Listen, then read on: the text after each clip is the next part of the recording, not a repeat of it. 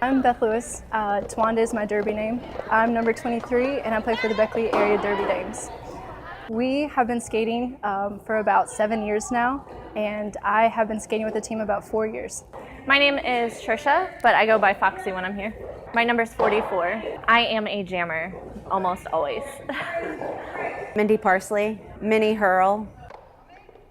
I grew up in north central West Virginia, and my dad's side of the family, one of his nephews, when I was a kid, everyone used to watch like Hee Haw, because we had like one channel, and Minnie Pearl was one of the comedians on there, and when I was a kid, he just started calling me Minnie Pearl, because Mindy, and then when I started derby, I just thought it was funny, so.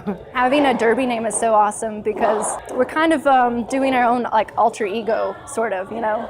Like Tawanda Woman is my derby name, and it comes from Fried Green Tomatoes. That book and movie mean a lot to me because it's something that I bonded with my mom and dad, and it's a way to say I'm sweet and nice on the outside, but I'm really tough and scrappy on the inside. And I wear the lipstick to know that that's my war paint, you know. And that's what gives me the fight. I moved to West Virginia from Pennsylvania and knew nobody and just needed an outlet, a competitive outlet to get friends in the area, and I just like happened to find roller derby. I actually found the team in Greenbrier County, and I saw them skating in a parade, and they gave me a flyer, and I went and checked it out and fell in love and started skating, and then I eventually transferred to the team here when I wanted something more competitive. The thing I love about roller derby is the way that I can be physically active. It gives me an opportunity to let out aggression, stress, and anxiety, and be around a group of people who really welcome and care about me. I'm a lawyer, and I lived in DC for a while. I moved there in 2008 after I graduated from law school. I had a federal clerkship. I saw a flyer that there was derby in DC. So I went to a couple games, because when I was a kid, I used to watch it. It used to be on before Saturday evening wrestling, but it was a lot different than what we play. When I moved to Charleston about 4 years ago, I just decided, I was like, if there's derby down here, I'm gonna play. Because I've been practicing for almost 10 years now, so I felt like more confident in having a hobby because I, could do my job. I remember the first time that I joined BAD. I walked up and I was really scared, and I was this really timid person coming to West Virginia to do AmeriCorps from North Carolina. And the team welcomed me immediately. I didn't know how to skate. I had never been on roller skates up until 6 months prior, and they taught me everything I know, and now I'm on the All-Star team, and it's because of what they showed me. So the game is made up into two different halves, and each half is 30 minutes. Each 30-minute half is then broken down into jams, and each jam can last up to 2 minutes. At the start of the jam, there are 2 jammers, one from each team, and then there's 4 blockers from each team on the track. I'm one of the jammers on the team, and my goal is to get through the pack and score points for my team. The blockers on her team are trying to play defense to stop the other jammer while also trying to play offense and help their jammer get through. So the first jammer that gets through the pack is then the lead jammer, and she has control of that particular jam. She can let it play out the full 2 minutes, or she can call it off after she's scored some points to keep the other team at 0. Every time that she comes around and passes an opposing player, she's gonna score a point. I'm mostly block, so I'm in the wall. Sometimes I'll pivot. They'll wear a striped panty, so if the jammer can't get through, she can pass her panty to her pivot, and the pivot can become the jammer. I'm also the interleague coordinator, so I schedule all the games for the team. I became the ILC just because I like to schedule, and everybody was like, yeah, you do it, and I like to be in control, so I wanted to do it also. It's really important for us to schedule games according to ranking, so I like to plug in all the different numbers to try and figure out what team is the best for us to play that will help boost us. We have quite a big season coming up ahead of us. We have some sanction and regulation games, and we'll be playing Pittsburgh April 20th away. And that is one of our sanction games, so that means that it's going to go towards our ranking and hopefully help boost us up in the ranking system. Sanctioned means that it will be certified under WIFTA. We followed all the paperwork and rules, and that it is eligible for being under ranking. Regulation means that we followed the general regulations, but it won't be counted as a part of our ranking. Regulation games are kind of considered scrimmage and practice, but sanctioned games are for ranking. Right now we're ranked 101 in the world. We're the highest ranked team in West Virginia. We're the first team to ever crack 100 in the rankings from West Virginia. The Derby community is really big on the East Coast. The furthest I've traveled away for a game is probably Philadelphia. We traveled to Philly and participated in a tournament there, Derby Extravaganza, and we get to play a number of different teams. We played our first international team about this time last year, and it was Sweden. One of the obstacles we did face was back in July.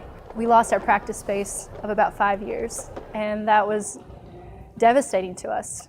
It was our home. That's where I really learned how to skate. Essentially, we were planning a pro-LGBT bout during Pride season and wanted to invite the LGBT community to come and be a part of our bout to just have our rainbow flag and say we support you.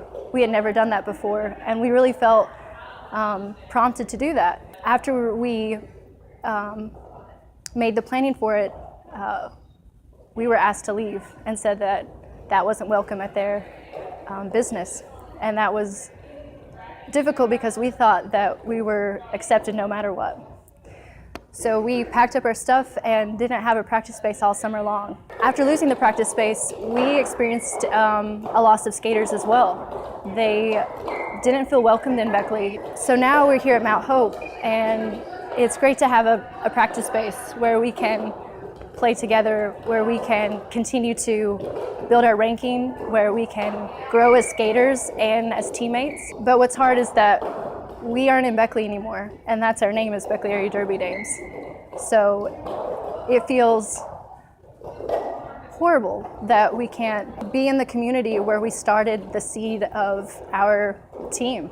The Beckley Area Derby Dames had a junior roller derby team called the Bad Apples. We had a growing team this past year, and we had a lot of girls who were extremely interested in playing roller derby. They bought their own skates, they were coming to the rink, and they were practicing. Unfortunately, because of the limited amount of time we can practice here, and we didn't have the capacity with us losing skaters to have a coach for them. So it was an accumulation of things that had happened. We weren't able to make it work for them.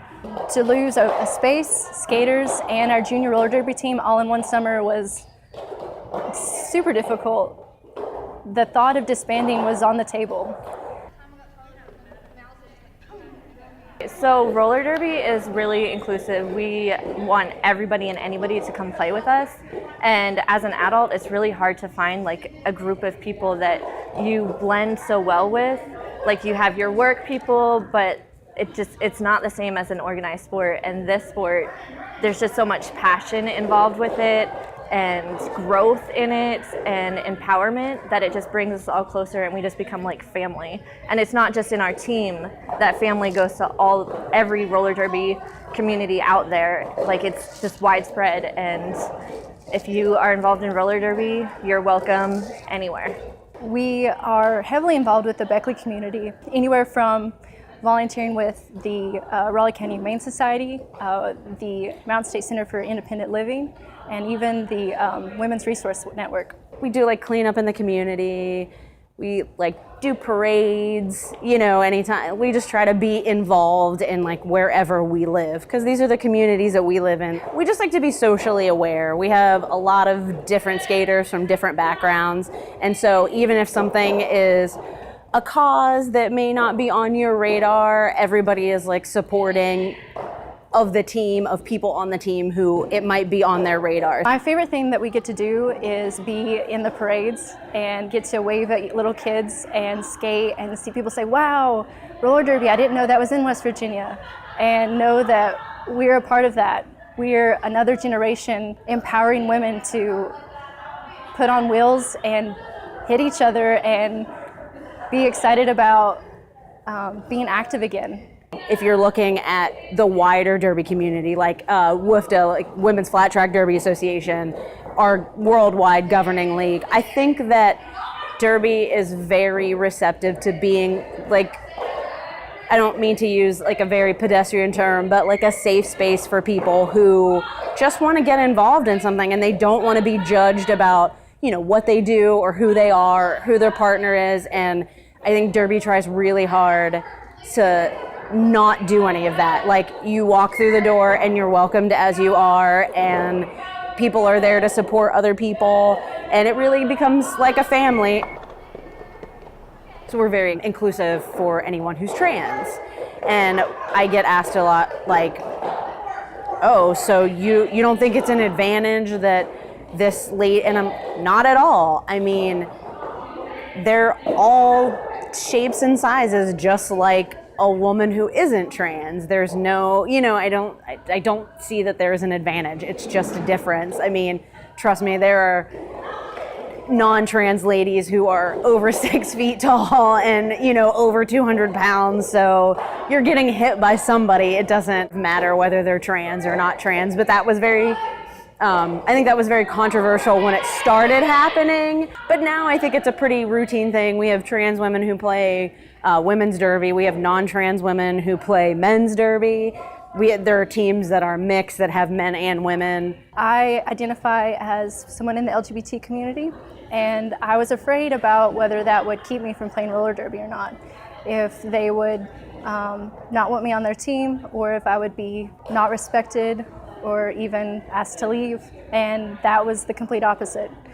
They have helped me grow in who I am and made me feel welcome every day. When I started roller derby, I had skated in my driveway, and I had skated on like birthday parties as a kid, so not like a whole lot of experience.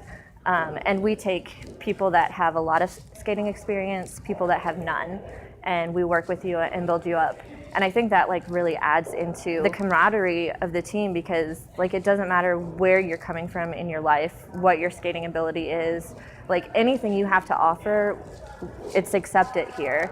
I mean, roller derby like is my passion. It pulled me out of like a really dark place, and like I would be so lost without it. I want to see everyone welcome to play on our team. It is a welcoming and open space, and I want the Beckley community to be able to open up us again so we can feel supported by them. I want to see a change. I want to feel accepted and feel welcomed. And I want to be able to skate the streets like we used to and not feel fear or rejection. Because I think we're pretty cool.